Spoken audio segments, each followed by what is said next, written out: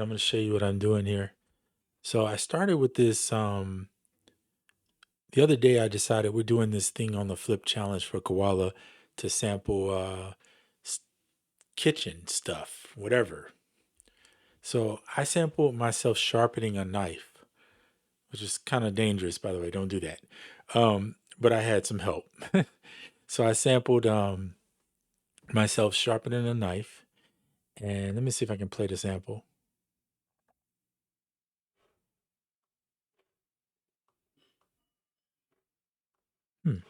Oh, because I haven't muted. So this is a sample. Let me play it again.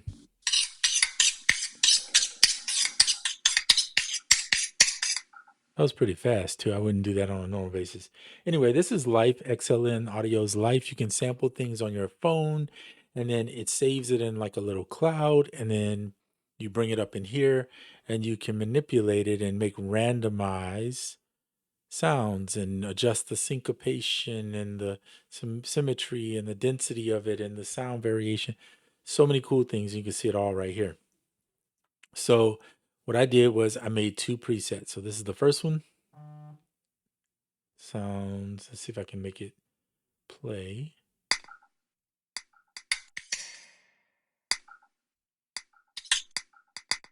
Just sounds like that. I did a lot of swing on it. You can see the swing is right there. Then I went into this one and we used a different type of swing. Here, you can see it right there. This is what it sounds like.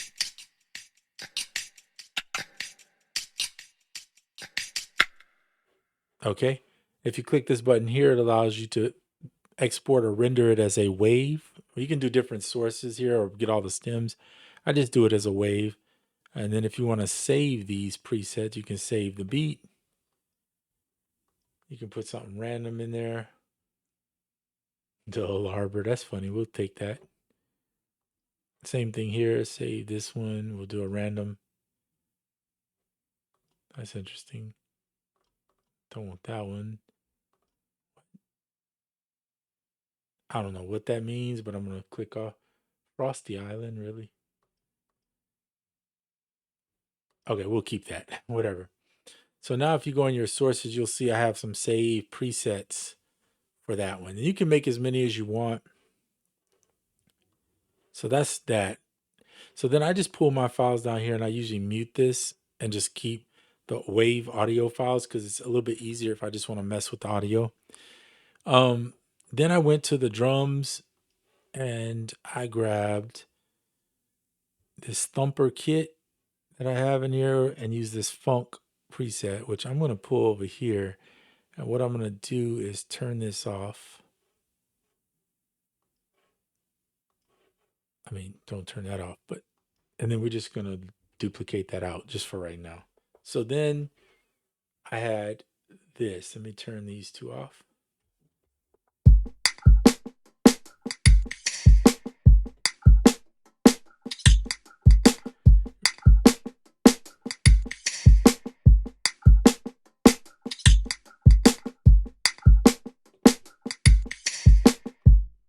Pretty cool. Sounds good. I added the solid in right here, so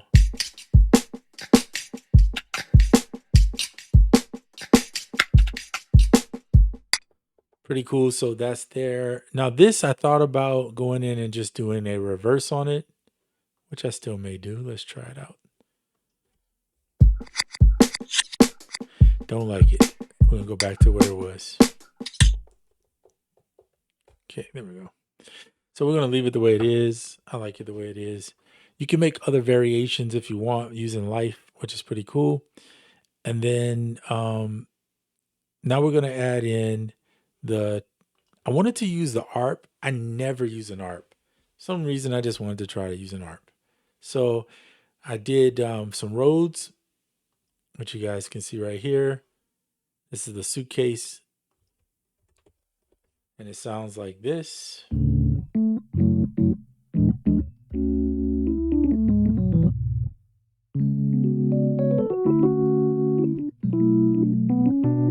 Locked the scale in at B Dorian and played some arpeggiation, so it sounds like this.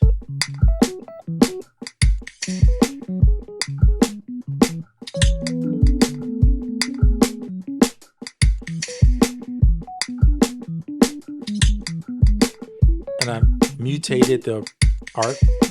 And I'm doing this all on the keyboard, by the way, in case you're wondering. The Novation launch key. The Novation launch key is amazing when it comes to this art. Randomizing and creating some cool sounds. So highly suggest using that. Then I played the bass over the top. So I'm only doing an 8-bar here just so you can see. So okay, so you heard that. Let me add the bass in.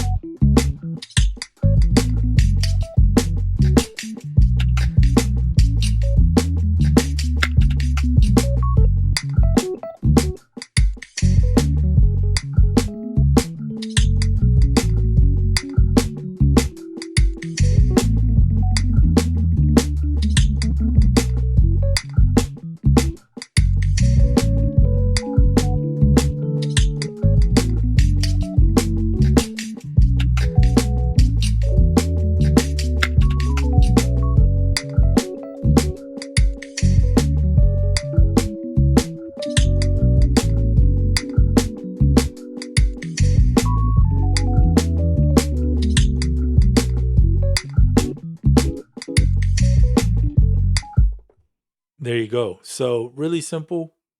Nothing to it but to do it and just press a few keys. Highly, if you want to use Ableton, suggest if you don't want to spend a buttload of money trying to get a push 3 or something to that effect, but you want to have the keys and the pads and the wheels and the all this transport stuff, just get a launch key. If you get a 37 or a 25 with the full key, you have a better shot at getting more accomplished. I think 37 is the sweet spot. Personally, 49 is the best because it gives you that extra row of keys, but you also get the faders if you want that. For Omnisphere is cool. Like I said before, having more buttons and stuff you can map. It's kind of nice, but if you don't really have Omnisphere, you don't need to have it just to do this. I'm just saying the 37 is a sweet spot.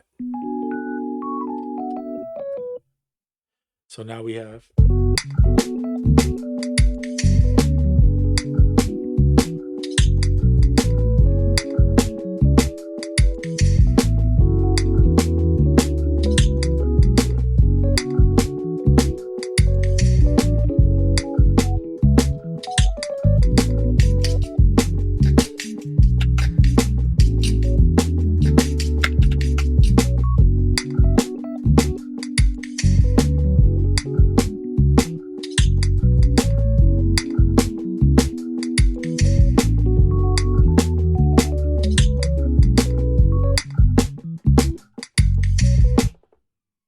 I think that's pretty fun.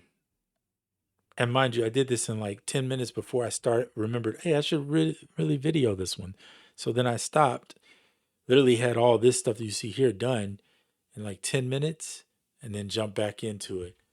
And the longest part of this was pretty much doing the life stuff, just trying to get these samples the way I wanted them. Because I'm sitting there randomizing and tweaking and adjusting swing but other than that, everything else just flows smoothly. The drums are easy because I'm just borrowing MIDI, right?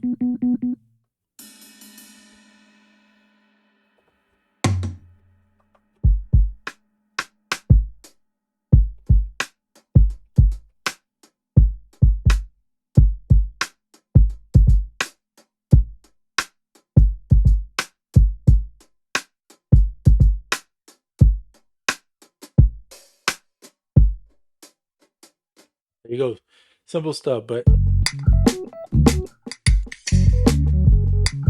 this is just some funky type MIDI notes. So you could find a MIDI track that you like if you want to sample.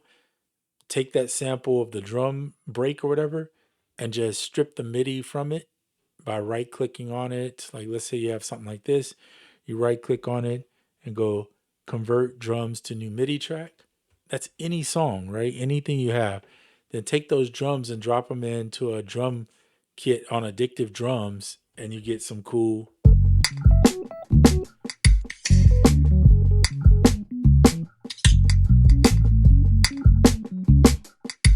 So if you're not a drummer, but you still want that vibe, there you go.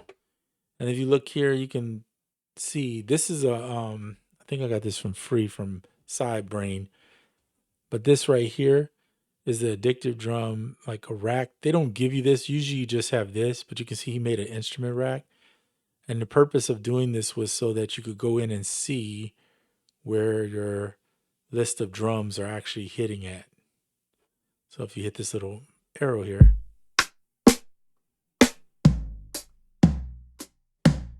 and it's just a generic one, but it kind of gives you, sometimes they're not, but most of the time they are on.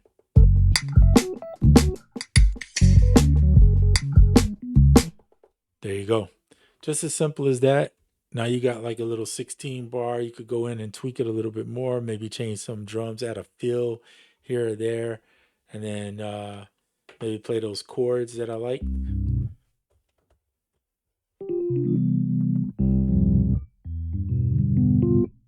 Lock in the scale.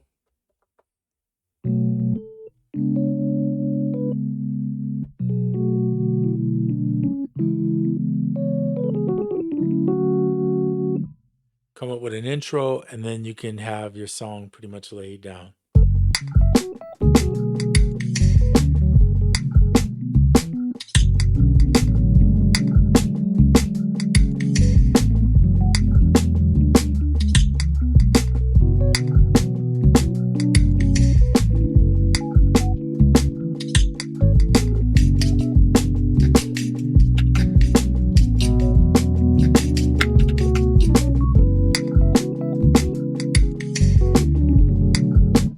If you look down here with this one, this is from Sidebrain also. Let's make it 49 and drop it down maybe an octave or two.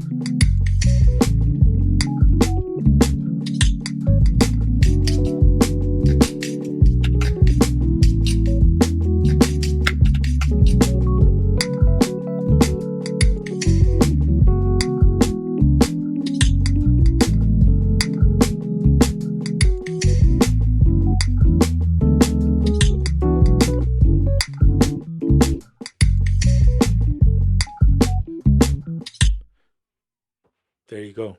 So this kind of acts as the lead, and then if you just